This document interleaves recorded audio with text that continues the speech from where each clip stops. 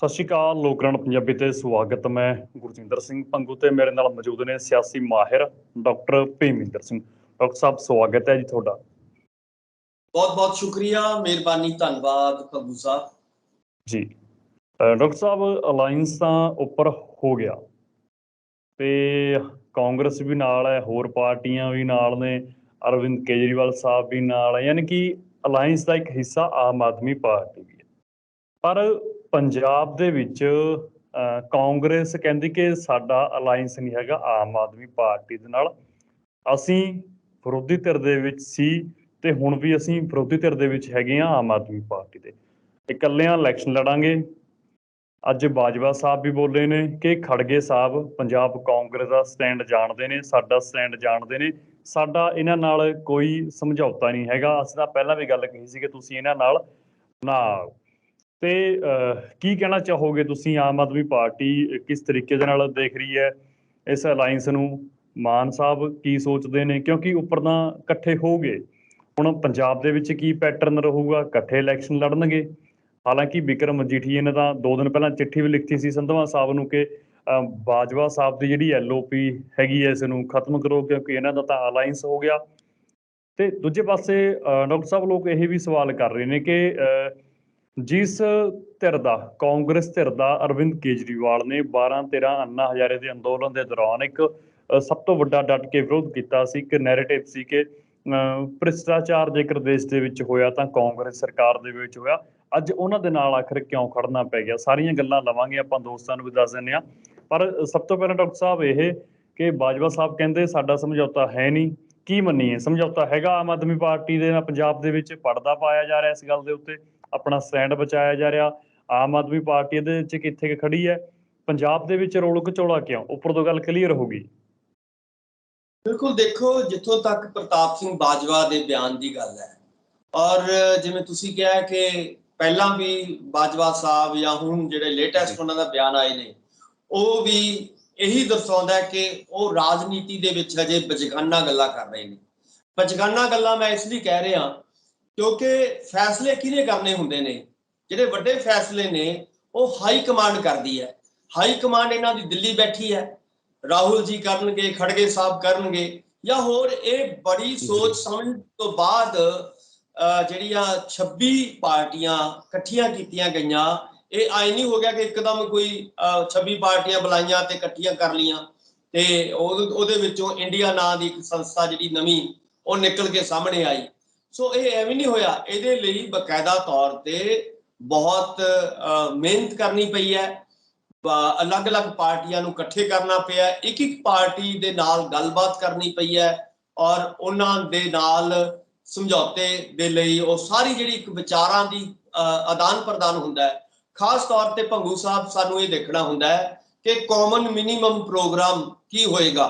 ਕਿ ਜੇਕਰ ਤੁਸੀਂ 24 ਦੇ ਵਿੱਚ ਮੋਦੀ ਸਾਹਿਬ ਨੂੰ ਹਰਾਉਣਾ ਹੈ, BJP ਨੂੰ ਹਰਾਉਣਾ ਹੈ, ਤਾਂ ਤੁਹਾਨੂੰ ਲੱਗਦਾ ਹੈ ਕਿ ਬਿਨਾਂ ਆਮ ਆਦਮੀ ਪਾਰਟੀ ਤੋਂ ਪੰਜਾਬ ਦੇ ਵਿੱਚ ਜਾਂ ਦਿੱਲੀ ਦੇ ਵਿੱਚ ਜਾਂ ਜਿੱਥੇ ਜਿੱਥੇ ਆਮ ਆਦਮੀ ਪਾਰਟੀ ਦੀ ਸੱਤਾ ਹੈ ਜਾਂ ਜਿੱਥੇ ਜਿੱਥੇ ਲੱਗਦਾ ਹੈ ਕਿ ਆਮ ਆਦਮੀ ਪਾਰਟੀ ਪ੍ਰਭਾਵ ਪਾ ਸਕਦੀ ਹੈ, ਉੱਥੇ ਤੁਸੀਂ ਆਮ ਆਦਮੀ ਪਾਰਟੀ ਤੋਂ ਬਿਨਾਂ ਜੇਕਰ ਕਾਂਗਰਸ ਚਾਹੇ ਕਿ ਉਹਨਾਂ BJP ਨੂੰ ਹਰਾ ਦੂਗੀ, ਇਹ ਸੰਭਵ ਨਹੀਂ ਹੁੰਦਾ। ਸੋ ਇਸ ਕਰਕੇ ਜਦੋਂ ਇੱਕ ਅਸੀਂ ਸਾਂਝਾ ਪ੍ਰੋਗਰਾਮ ਬਣਾਉਂਦੇ ਹਾਂ, ਕਾਮਨ ਮਿਨੀਮਮ ਪ੍ਰੋਗਰਾਮ ਬਣਾਉਂਦੇ ਹਾਂ, ਉਹ ਸਾਰਿਆਂ ਧਿਰਾਂ ਨੂੰ ਨਾਲ ਲੈ ਕੇ ਚੱਲਣਾ ਹੁੰਦਾ ਹੈ ਪੋਲਿਟਿਕਸ ਦੇ ਵਿੱਚ। ਇਹ ਪੋਲਿਟਿਕਸ ਦੇ ਵਿੱਚ ਜੇ ਤੁਸੀਂ ਕਹੋਗੇ ਮੈਂ ਇਕੱਲਾ ਹੀ ਚੱਲ ਪਾਂਗਾ ਔਰ ਇਕੱਲੇ ਹੀ ਵਿਰੋਧੀ ਧਿਰ ਦੇ ਨਾਲ ਮੁਕਾਬਲਾ ਕਰ ਲਾਂਗਾ, ਇਹ ਕਦੇ ਵੀ ਨਹੀਂ ਹੋਣਾ। ਸੋ ਪਿਛਲੇ ਦਿਨਾਂ ਦੇ ਵਿੱਚ ਤੁਸੀਂ ਦੇਖਿਆ ਹੋਏਗਾ ਕਿ ਚਾਹੇ 9 ਦੇ ਵਿੱਚ ਜਿਹੜਾ ਹੈਗਾ, ਚਾਹੇ ਉਸ ਤੋਂ ਬਾਅਦ ਤੁਸੀਂ ਦੇਖੋਗੇ ਕਿ 14 ਤੋਂ ਬਾਅਦ ਔਰ 19 ਤੱਕ ਕਿਉਂ ਹਾਰੀ ਹੈ, ਕਿਉਂ ਕਾਂਗਰਸ ਹਾਰਦੀ ਰਹੀ ਹੈ? ਇਹਨਾਂ ਦੀਆਂ ਇਦਾਂ ਦੀਆਂ ਅੜੀਅਲ ਜਿਹੜੀਆਂ ਨੀਤੀਆਂ ਕਰਕੇ ਹਾਰੀ ਹੈ। ਕਿਉਂਕਿ ਉਹਨਾਂ ਨੂੰ ਲੱਗਦਾ ਸੀਗਾ ਕਿ ਅਸੀਂ ਕਿਉਂ ਸਮਝੌਤਾ ਕਰੀਏ, ਅਸੀਂ ਤਾਂ ਬੜੀ ਵੱਡੀ ਪਾਰਟੀ ਆ। ਨਤੀਜਾ ਕੀ ਉਹਦਾ ਨਿਕਲਿਆ?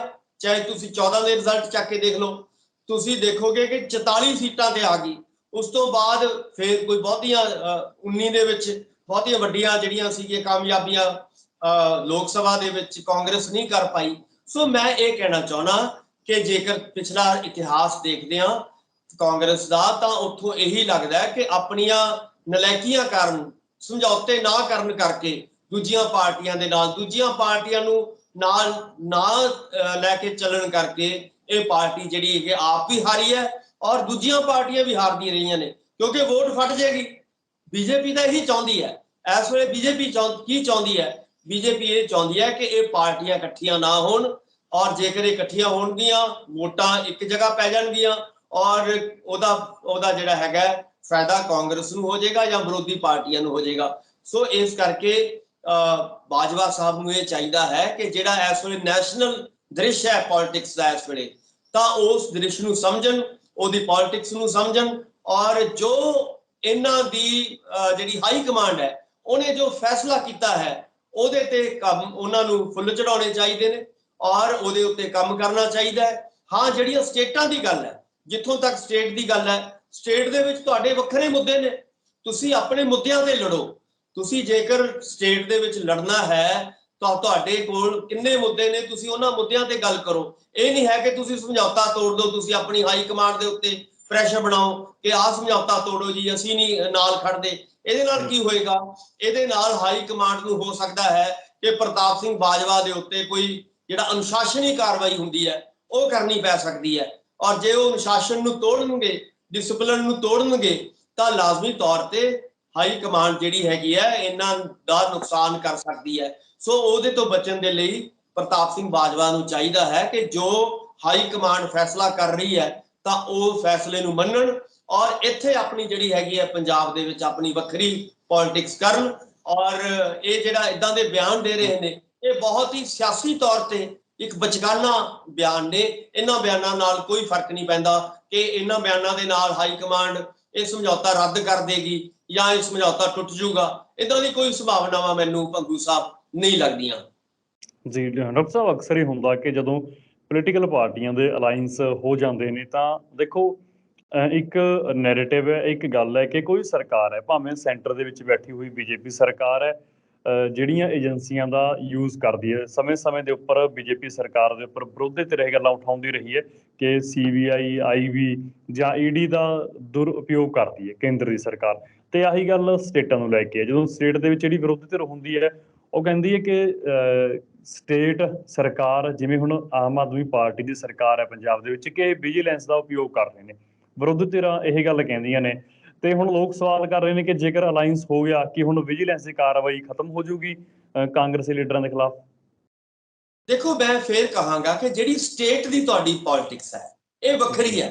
ਜਿਹੜੀ ਨੈਸ਼ਨਲ ਦੀ ਪੋਲਿਟਿਕਸ ਹੈ ਉਹਦੇ ਲਈ ਤੁਸੀਂ ਜਿਹੜੀਆਂ 26 ਪਾਰਟੀਆਂ ਨੇ ਜਾਂ ਦੂਜੇ ਪਾਸੇ 36 ਪਾਰਟੀਆਂ ਨੇ, ਉਹਨਾਂ ਨੇ ਇੱਕ ਕਾਮਨ ਮਿਨੀਮਮ ਪ੍ਰੋਗਰਾਮ ਬਣਾਇਆ। ਉਹ ਉਹਨਾਂ ਦੇ ਉਸ ਪ੍ਰੋਗਰਾਮ ਦੇ ਅਨੁਸਾਰ ਪੋਲਿਟਿਕਸ ਹੋਏਗੀ।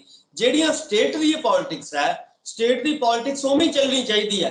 ਸਟੇਟ ਦੀ ਪੋਲਿਟਿਕਸ ਦੇ ਵਿੱਚ ਕੋਈ ਇਦਾਂ ਦਾ ਜਿਹੜਾ ਜੇਕਰ ਤੁਸੀਂ ਨੈਸ਼ਨਲ ਲੈਵਲ ਤੇ ਸਮਝੌਤਾ ਕੀਤਾ ਹੈ ਉਹਦਾ ਅਸਰ ਮੈਂ ਕਹਾਂਗਾ ਕਿ ਸਟੇਟਾਂ ਦੇ ਉੱਤੇ ਪਵੇ ਜਾਂ ਪੰਜਾਬ ਦੇ ਉੱਤੇ ਪਵੇ। ਔਰ ਪੰਜਾਬ ਦੀ ਜਿਹੜੀ ਆਮ ਆਦਮੀ ਪਾਰਟੀ ਦੀ ਸਰਕਾਰ ਹੈ ਉਹ ਇਹ ਸੋਚੇ ਕਿ ਦੇਖੋ ਜੀ ਹੁਣ ਤਾਂ ਨੈਸ਼ਨਲ ਲੈਵਲ ਤੇ ਅਸੀਂ ਇਕੱਠੇ ਹੋ ਗਏ, ਇਸ ਕਰਕੇ ਜਿਵੇਂ ਤੁਸੀਂ ਕਹਿ ਰਹੇ ਹੋ ਕਿ ਵਿਜੀਲੈਂਸ ਆਪਣਾ ਕੰਮ ਨਾ ਕਰੇ, ਉਹਨੂੰ ਲੋੜ ਨਹੀਂ ਹੈ। ਫਿਰ ਕੀ ਹੋਏਗਾ? ਫਿਰ ਆਮ ਆਦਮੀ ਪਾਰਟੀ ਜਿਹੜੀ ਹੈਗੀ ਹੈ ਜੋ ਉਹਨੇ ਇੱਕ ਲੋਕਾਂ ਨੂੰ ਇਹ ਸੰਦੇਸ਼ ਦੇਣ ਦੀ ਕੋਸ਼ਿਸ਼ ਕੀਤੀ ਹੈ ਕਿ ਅਸੀਂ ਇਮਾਨਦਾਰ ਪਾਰਟੀਆਂ ਔਰ ਜਿਹੜੇ ਬੇਈਮਾਨ ਲੋਕ ਨੇ ਜਿਨ੍ਹਾਂ ਨੇ ਪੰਜਾਬ ਦੇ ਲੋਕਾਂ ਨੂੰ ਲੁੱਟਿਆ, ਉਹਦੇ ਪੈਸੇ ਨੂੰ ਲੁੱਟਿਆ, ਅਸੀਂ ਉਹਨਾਂ ਦੇ ਉੱਤੇ ਕਾਰਵਾਈ ਕਰਾਂਗੇ, ਕਾਨੂੰਨੀ ਕਾਰਵਾਈ ਹੋਏਗੀ। ਤਾਂ ਲਾਜ਼ਮੀ ਤੌਰ ਤੇ ਫਿਰ ਜੇ ਉਹ ਨਹੀਂ ਕਰੇਗੀ ਕਾਨੂੰਨੀ ਕਾਰਵਾਈ ਤਾਂ ਇਹਦੇ ਨਾਲ ਉਹਨਾਂ ਦਾ ਜਿਹੜਾ ਕੱਦ ਹੈ ਆਮ ਆਦਮੀ ਪਾਰਟੀ ਦਾ ਜਾਂ ਭਗਵੰਤ ਮਾਨ ਹੋਰਾਂ ਦਾ, ਤਾਂ ਉਹ ਘਟੇਗਾ। ਸੋ ਇਸ ਕਰਕੇ ਮੈਂ ਫੇਰ ਕਹਾਂਗਾ ਕਿ ਜਿਹੜੀ ਸਟੇਟ ਦੀ ਜਿਹੜੀ ਪੋਲਿਟਿਕਸ ਹੈ ਜਾਂ ਸਟੇਟ ਦੇ ਜਿਹੜੇ ਏਜੰਡੇ ਨੇ ਉਹ ਏਜੰਡੇ ਉਹ ਵੀ ਚੱਲਣੇ ਚਾਹੀਦੇ ਨੇ ਜਿਵੇਂ ਪਹਿਲਾਂ ਚੱਲਦੇ ਸੀ। ਇਹ ਉਹਦਾ ਨੈਸ਼ਨਲ ਲੈਵਲ ਤੇ ਇਹ ਜਿਹੜਾ ਸਮਝੌਤਾ ਹੋਇਆ ਹੈ ਇਹ ਨੈਸ਼ਨਲ ਲੈਵਲ ਦੀਆਂ ਜਿਹੜੀਆਂ ਪ੍ਰੋਬਲਮਸ ਨੇ ਮੁਲਕ ਦੀਆਂ, ਔਰ ਕਾਮਨ ਮਿਨੀਮਮ ਪ੍ਰੋਗਰਾਮ ਜਿਹੜਾ ਬਣਨਾ ਹੈ ਉਹ ਨੈਸ਼ਨਲ ਲੈਵਲ ਦੀਆਂ ਜਿਹੜੀਆਂ ਸਮੱਸਿਆਵਾਂ ਨੂੰ ਆਧਾਰ ਬਣਾ ਕੇ ਬਣਨਾ ਹੈ, ਨਾ ਕਿ ਸਟੇਟਾਂ ਦੀਆਂ ਸਮੱਸਿਆਵਾਂ ਨੂੰ। ਇਸ ਕਰਕੇ ਸਟੇਟ ਔਰ ਨੈਸ਼ਨਲ ਦੀ ਪੋਲਿਟਿਕਸ ਜਿਹੜੀ ਹੈਗੀ ਹੈ ਉਹ ਵੱਖਰੀ ਰਹਿਣੀ ਚਾਹੀਦੀ ਹੈ ਔਰ ਉਹੀ ਜਿਹੜੇ ਜਿਵੇਂ ਕੰਮ ਪਹਿਲਾਂ ਹੋ ਰਹੇ ਨੇ ਉਵੇਂ ਹੋਣੇ ਚਾਹੀਦੇ ਨੇ। ਉਹੀ ਸਮੱਸਿਆਵਾਂ ਨੂੰ ਸੰਬੋਧਨ ਹੋਣਾ ਚਾਹੀਦਾ ਹੈ ਕਿਉਂਕਿ ਹਮੇਸ਼ਾ ਇਹੀ ਹੁੰਦਾ ਹੈ ਕਿ ਸਟੇਟ ਦੀਆਂ ਪ੍ਰੋਬਲਮਸ ਅਲੱਗ ਹੁੰਦੀਆਂ ਨੇ, ਦੇਸ਼ ਦੀਆਂ ਵੱਖਰੀਆਂ ਹੁੰਦੀਆਂ ਨੇ। ਇਸ ਕਰਕੇ ਸਟੇਟ ਨੂੰ ਮੱਦੇ ਨਜ਼ਰ ਰੱਖ ਕੇ ਜਿਹੜੀਆਂ ਨੇ ਸਿਆਸਤ ਉਹ ਕਾਂਗਰਸ ਨੂੰ ਵੀ ਕਰਨੀ ਚਾਹੀਦੀ ਹੈ ਔਰ ਆਮ ਆਦਮੀ ਪਾਰਟੀ ਦੀ ਸਰਕਾਰ ਨੂੰ ਵੀ ਕਰਨੀ ਚਾਹੀਦੀ ਹੈ ਭੰਗੂ ਸਾਹਿਬ। ਜੀ ਡਾਕਟਰ ਸਾਹਿਬ, ਕੀ ਜਿਹੜੀ ਚਲੋ ਇਲੈਕਸ਼ਨ ਤਾਂ ਹੋਣੀ ਹੈ 24 ਦੀ, ਸਾਰੇ ਦੇਸ਼ ਦੇ ਵਿੱਚ ਹੋਣੀ ਹੈ। ਜਿਹੜੀ ਇਲੈਕਸ਼ਨ ਦੇ ਕੈਂਡੀਡੇਟ ਹੋਣਗੇ, ਲੋਕ ਸਭਾ ਦੇ ਉਮੀਦਵਾਰ ਹੋਣਗੇ ਪੰਜਾਬ ਦੇ ਵਿੱਚ, ਉਹ ਆਮ ਆਦਮੀ ਪਾਰਟੀ ਦੇ ਕਾਂਗਰਸ ਦੇ ਸਾਂਝੇ ਹੋਣਗੇ? ਯਾਨੀ ਕਿ ਜੇਕਰ 13 ਸੀਟਾਂ ਨੇ, 13 ਸੀਟਾਂ ਉਹ ਵੰਡ ਲੈਣਗੇ ਕਿ 5 ਤੇ ਤੁਸੀਂ ਖੜਾ ਦਿਓ, ਬਾਕੀਆਂ ਤੇ ਅਸੀਂ ਖੜਾ ਦਿੰਦੇ ਹਾਂ? ਜੇਕਰ ਅਲੱਗ-ਅਲੱਗ ਲੜਨਗੇ ਤਾਂ ਵੋਟ ਤਾਂ ਫਿਰ ਵੰਡੀ ਜਾਣੀ ਹੈ, ਫਿਰ ਫਾਇਦਾ ਕੀ ਹੋਊਗਾ ਇਸ ਅਲਾਈਅੰਸ ਦਾ? ਨਹੀਂ, ਏਦਾਂ ਨਹੀਂ ਹੁੰਦਾ। ਦੇਖੋ, ਜਦੋਂ ਸੀਟਾਂ ਤੇ ਵੰਡ ਹੋਣੀ ਹੈ, ਜਦੋਂ 24 ਦੇ ਵਿੱਚ ਵੰਡ ਹੋਏਗੀ, ਚਾਹੇ ਤੁਸੀਂ ਦੇਖੋਗੇ ਕਿ ਚਾਹੇ ਬੀਜੇਪੀ ਦਾ ਅਲਾਈਅੰਸ ਵੰਡ ਕਰੇਗਾ, ਜੀ ਚਾਹੇ ਕਾਂਗਰਸ ਦਾ ਅਲਾਈਅੰਸ ਵੰਡ ਕਰੇਗਾ, ਉਹ ਸੀਟਾਂ ਦੇ ਅਨੁਸਾਰ ਵੰਡ ਹੋਏਗੀ। ਜਿਵੇਂ ਤੁਸੀਂ ਪੰਜਾਬ ਦੀ ਐਗਜ਼ਾਮਪਲ ਦਿੱਤੀ ਹੈ, ਜੇਕਰ ਇੱਥੇ 13 ਸੀਟਾਂ ਨੇ ਤਾਂ ਹੋ ਸਕਦਾ ਹੈ ਕਿ 7-6 ਦੀ ਗਿਣਤੀ ਹੋ ਜਾਏ, 7 ਆਮ ਆਦਮੀ ਪਾਰਟੀ ਕਹੇ ਜਾਂ 6 ਆਮ ਆਦਮੀ ਪਾਰਟੀ ਕਹੇ, ਜਾਂ ਦੂਸਰੀ ਜਿਹੜੀ ਕਾਂਗਰਸ ਹੈ ਉਹ 7-6 ਦਾ ਜਿੱਥੇ ਵੀ ਸਮਝੌਤਾ ਹੁੰਦਾ ਉਸ ਵੇਲੇ ਉੱਥੇ ਡਿਪੈਂਡ ਕਰੇਗਾ। ਇਸੇ ਤਰ੍ਹਾਂ ਦਿੱਲੀ ਦੇ ਵਿੱਚ ਸਮਝੌਤਾ ਹੋਏਗਾ ਤਾਂ ਜਿਹੜੇ ਕੈਂਡੀਡੇਟ ਹੋਣਗੇ ਉਹ ਕਾਂਗਰਸ ਦੇ 7 ਵੱਖਰੇ ਹੋਣਗੇ ਜਾਂ 6 ਵੱਖਰੇ ਹੋਣਗੇ। ਇਸੇ ਤਰ੍ਹਾਂ ਆਮ ਆਦਮੀ ਪਾਰਟੀ ਦੇ ਆਪਣੇ ਕੈਂਡੀਡੇਟ ਹੋਣਗੇ, ਪਰ ਕਾਂਗਰਸ ਉਹਨੂੰ ਪਿੱਛੋਂ ਸਪੋਰਟ ਕਰੇਗੀ, ਯਾਨੀ ਕਿ ਆਪਣਾ ਕੈਂਡੀਡੇਟ ਨਹੀਂ ਖੜਾ ਕਰੇਗੀ ਨਾਲ। ਜੇਕਰ ਉਹ ਕੈਂਡੀਡੇਟ ਖੜਾ ਕਰੇਗੀ ਤਾਂ ਲਾਜ਼ਮੀ ਤੌਰ ਤੇ ਫਿਰ ਤਾਂ ਤੁਹਾਡੀ ਵੋਟ ਫਟੇਗੀ। ਜਦੋਂ ਤੁਹਾਡਾ ਸਾਂਝਾ ਕੈਂਡੀਡੇਟ ਹੋਏਗਾ ਤਾਂ ਲਾਜ਼ਮੀ ਤੌਰ ਤੇ ਜਿਹੜਾ ਅੰਦਰ ਖਾਤੇ ਜਿਹੜਾ ਹੈਗਾ, ਜਾਂ ਸਿੱਧੇ ਤੌਰ ਤੇ ਵੀ ਕਈ ਵਾਰ ਹੁੰਦਾ ਹੈ ਕਿ ਤੁਸੀਂ ਕਹਿ ਦਿੰਦੇ ਹੋ ਆਪਣੇ ਸਾਰੇ ਕੈਡਰ ਨੂੰ ਕਿ ਭਾਈ ਤੁਹਾਡਾ ਵੋਟ ਜਿਹੜਾ ਹੈਗਾ ਉਹ ਫਲਾਣੀ ਪਾਰਟੀ ਨੂੰ ਜਾਣਾ, ਕਿਉਂਕਿ ਉਹਦੇ ਨਾਲ ਆਪਣਾ ਸਮਝੌਤਾ ਹੈ। ਇਸ ਤਰ੍ਹਾਂ ਦੂਜੇ ਦੋਵੇਂ ਪਾਸੇ ਹੁੰਦਾ। ਸੋ ਦਿੱਲੀ ਹੋਇਆ ਜਾਂ ਹੋਰ ਜਿੱਥੇ ਜਿੱਥੇ ਵੀ ਸਮਝੌਤਾ ਹੋਏਗਾ ਤਾਂ ਕੈਂਡੀਡੇਟ ਜਿਹੜੇ ਨੇ ਇੱਕੋ ਹੀ ਕੈਂਡੀਡੇਟ ਖੜਾ ਹੋਏਗਾ, ਜਿਹੜਾ ਵੀ ਚਾਹੇ ਜਿਹੜੇ ਵੀ ਪਾਰਟੀ ਦੇ ਨਾਲ ਹੋਏਗਾ, ਤਾਂ ਦੋਵੇਂ ਪਾਰਟੀਆਂ ਮਿਲ ਕੇ ਉਸ ਕੈਂਡੀਡੇਟ ਨੂੰ ਜਿਤਾਉਣ ਦੀ ਕੋਸ਼ਿਸ਼ ਕਰ ਸਕਦੀਆਂ ਨੇ। ਇਦਾਂ ਦੀਆਂ ਸੰਭਾਵਨਾਵਾਂ ਜ਼ਿਆਦਾ ਭੰਗੂ ਸਾਹਿਬ ਲੱਗ ਰਹੀਆਂ ਨੇ। ਜੀ, ਪੰਜਾਬ ਦੀ ਧਰਾਤਲ ਦੇ ਉੱਪਰ ਆਪ ਤੇ ਕਾਂਗਰਸ ਦਾ ਗੱਠਜੋੜ ਡਾਕਟਰ ਸਾਹਿਬ ਕਿੰਨਾ ਕੁ ਲੋਕ ਸਵੀਕਾਰ ਕਰਨਗੇ? ਦੇਖੋ, ਜਦੋਂ ਇਹ ਗੱਠਜੋੜ ਚੱਲਦੀ ਹੈ, ਜਿਹੜਾ ਹਰ ਚੋਣ ਵੱਖਰੀ ਹੁੰਦੀ ਹੈ, ਪੰਚਾਇਤੀ ਚੋਣ ਦੀ ਵੱਖਰੀ ਇੱਕ ਪ੍ਰਕਿਰਤੀ ਹੈ, ਨੇਚਰ ਹੈ। ਇਸੇ ਤਰ੍ਹਾਂ ਐਮਸੀਡੀ ਦੀਆਂ ਚੋਣਾਂ ਜਾਂ ਹੋਰ ਜਿਹੜੀਆਂ ਪਿੰਡ ਜਾਂ ਸ਼ਹਿਰ ਲੈਵਲ ਦੀਆਂ ਚੋਣਾਂ ਜਾਂ ਵਿਧਾਨ ਸਭਾ ਦੀਆਂ ਜਿਹੜੀਆਂ ਚੋਣਾਂ ਨੇ ਉਹ ਵੱਖਰੀਆਂ ਹੋਣਗੀਆਂ, ਲੋਕ ਸਭਾ ਦੀਆਂ ਵੱਖਰੀਆਂ ਹੁੰਦੀਆਂ ਨੇ। ਸੋ ਮੇਰਾ ਕਹਿਣ ਦਾ ਮਤਲਬ ਹੈ ਕਿ ਜਦੋਂ ਸੈਂਟਰ ਲੈਵਲ ਤੇ ਕੋਈ ਤੁਸੀਂ ਐਮਪੀ ਚੁਣਨੇ ਨੇ ਤਾਂ ਉਹ ਇੱਕ ਵੱਖਰੀ ਤਰ੍ਹਾਂ ਦੀ ਸੋਚ ਨੂੰ ਲੈ ਕੇ ਲੜੀਆਂ ਜਾਂਦੀਆਂ ਨੇ, ਔਰ ਲੋਕ ਵੀ ਇਹ ਗੱਲ ਸਮਝਦੇ ਨੇ ਕਿ ਭਾਈ ਇਹ ਜਿਹੜੀਆਂ ਚੋਣਾਂ ਨੇ, ਕਿਉਂਕਿ ਇਹ ਪੁਰਾਣਾ ਸਮਾਂ ਹੋ ਗਿਆ ਕਿ ਜਦੋਂ ਲੋਕਾਂ ਨੂੰ ਪਤਾ ਨਹੀਂ ਸੀ ਹੁੰਦਾ ਕਿ ਇਹ ਜਿਹੜਾ ਕੈਂਡੀਡੇਟ ਖੜਾ ਹੈ, ਉਮੀਦਵਾਰ ਖੜਾ ਹੈ, ਇਹ ਤਾਂ ਜੀ ਹੁਣ ਕਾਂਗਰਸ ਦਾ ਹੈ। ਔਰ ਇਹ ਕਾਂਗਰਸ ਕਿਉਂਕਿ ਸਰਪੰਚੀ ਲਈ ਵੀ ਉਹੀ ਚੀਜ਼ਾਂ ਚੱਲਦੀਆਂ ਸੀਗੀਆਂ, ਲੋਕ ਸਭਾ ਲਈ ਵੀ ਉਹੀ ਚੀਜ਼ਾਂ ਚੱਲਦੀਆਂ ਸੀਗੀਆਂ, ਉਹ ਮਾਨਸਿਕਤਾ ਚੱਲਦੀ ਸੀ।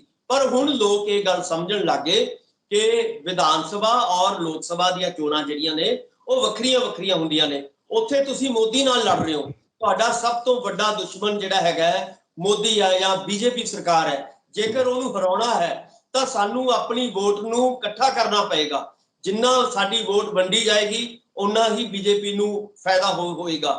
ਸੋ ਉਸ ਫਾਇਦੇ ਤੋਂ ਜਿਹੜਾ ਹੈਗਾ ਬਚਾਉਣ ਦੇ ਲਈ ਜਾਂ ਬਚਣ ਦੇ ਲਈ ਸਾਨੂੰ ਕੀ ਹੈਗਾ ਕਿ ਬਾਕੀ ਪਾਰਟੀਆਂ ਨੂੰ ਇਕੱਠੇ ਹੋ ਕੇ ਇੱਕ ਜਗ੍ਹਾ ਤੇ ਵੋਟ ਨੂੰ ਭੁਗਤਾਉਣਾ ਪੈਣਾ ਹੈ, ਤਾਂ ਕਿਤੇ ਜਾ ਕੇ ਤੁਸੀਂ ਜਿੱਤ ਸਕਦੇ ਹੋ। ਸੋ ਇਹ ਸੋਚ ਜਿਹੜੀ ਹੈਗੀ ਆ, ਮੈਨੂੰ ਲੱਗਦਾ ਹੈ ਕਿ ਅੱਜ ਦੇ ਹਿੰਦੁਸਤਾਨ ਦੇ ਲੋਕਾਂ ਦੇ ਵਿੱਚ ਇਹ ਕਾਫੀ ਭਾਰੂ ਹੈ। ਤੁਸੀਂ ਇਹਦਾ ਰਿਜ਼ਲਟ ਚੰਗਾ ਦੇਖੋਗੇ ਕਿ ਇਹਦੇ ਨਾਲ ਕੀ ਹੋਏਗਾ ਕਿ ਜਿਹੜੀ ਵੋਟ ਪਹਿਲਾਂ, ਚਾਹੇ 19 ਦੀ ਗੱਲ ਕਰ ਲਈ ਆਪਾਂ, ਚਾਹੇ ਉਸ ਤੋਂ ਪਹਿਲਾਂ 14 ਦੀ ਗੱਲ ਕਰ ਲਈਏ, ਜਿਹੜੀ ਵੋਟ ਕਈ ਥਾਂ ਤੇ ਫਟਦੀ ਸੀਗੀ, 5 ਥਾਵਾਂ ਤੇ ਵੀ ਵੋਟ ਗਈ ਹੈ। ਸੋ ਉਹ ਵੋਟ ਜੇ ਇੱਕ ਜਗ੍ਹਾ ਇਕੱਠੀ ਹੋਏਗੀ ਤਾਂ ਬਹੁਤ ਵੱਡਾ ਚੈਲੰਜ ਜਿਹੜਾ ਹੈਗਾ ਬੀਜੇਪੀ ਨੂੰ ਮਿਲ ਸਕਦਾ ਹੈ।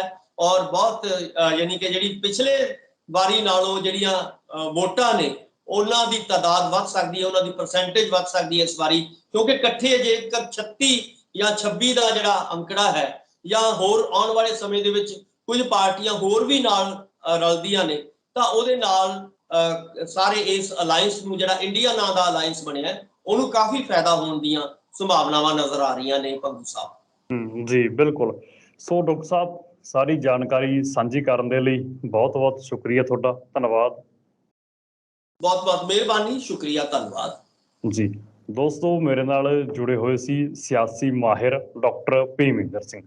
ਡਾਕਟਰ ਸਾਹਿਬ ਦੇ ਨਾਲ ਜਿਹੜਾ ਅਲਾਈਅੰਸ ਬਣਿਆ ਨੈਸ਼ਨਲ ਲੈਵਲ ਦੇ ਉੱਪਰ, ਤੇ ਆਮ ਆਦਮੀ ਪਾਰਟੀ ਕਿਸ ਤਰੀਕੇ ਦੇ ਨਾਲ ਦੇਖ ਰਹੀ ਆ ਇਸ ਅਲਾਈਅੰਸ ਨੂੰ, ਜਿਹੜੇ ਉਮੀਦਵਾਰ ਨੇ ਉਹਨਾਂ ਦਾ ਪੈਟਰਨ ਕੀ ਹੋਊਗਾ ਇਲੈਕਸ਼ਨ ਲੜਨ ਦਾ, ਇਹ ਪੰਜਾਬ ਦੀ ਧਰਾਤਲ ਦੇ ਉੱਪਰ ਕਾਮਯਾਬ ਹੋ ਪਾਊਗਾ, ਲੋਕ ਸਵੀਕਾਰ ਕਰਨਗੇ? ਇਹੋ ਜਿਹੇ ਤਮਾਮ ਸਵਾਲ ਡਾਕਟਰ ਸਾਹਿਬ ਨੂੰ ਕੀਤੇ। ਡਾਕਟਰ ਸਾਹਿਬ ਨੇ ਸਾਰੀ ਜਾਣਕਾਰੀ ਆਪਣੇ ਨਾਲ ਸਾਂਝੀ ਕੀਤੀ। ਤੁਸੀਂ ਉਹੀ ਹਰ ਵਾਰ ਦੀ ਤਰ੍ਹਾਂ ਜਿਹੜੀ ਤੁਹਾਡੀ ਫੀਡਬੈਕ ਹੈ ਸਾਨੂੰ ਕਮੈਂਟ ਬਾਕਸ ਵਿੱਚ ਭੇਜ ਸਕਦੇ ਹੋ। ਤੁਸੀਂ ਦੇਖਦੇ ਰਹੋ ਤੁਹਾਡਾ ਆਪਣਾ ਚੈਨਲ ਲੋਕਰਾਣ ਪੰਜਾਬੀ। ਧੰਨਵਾਦ।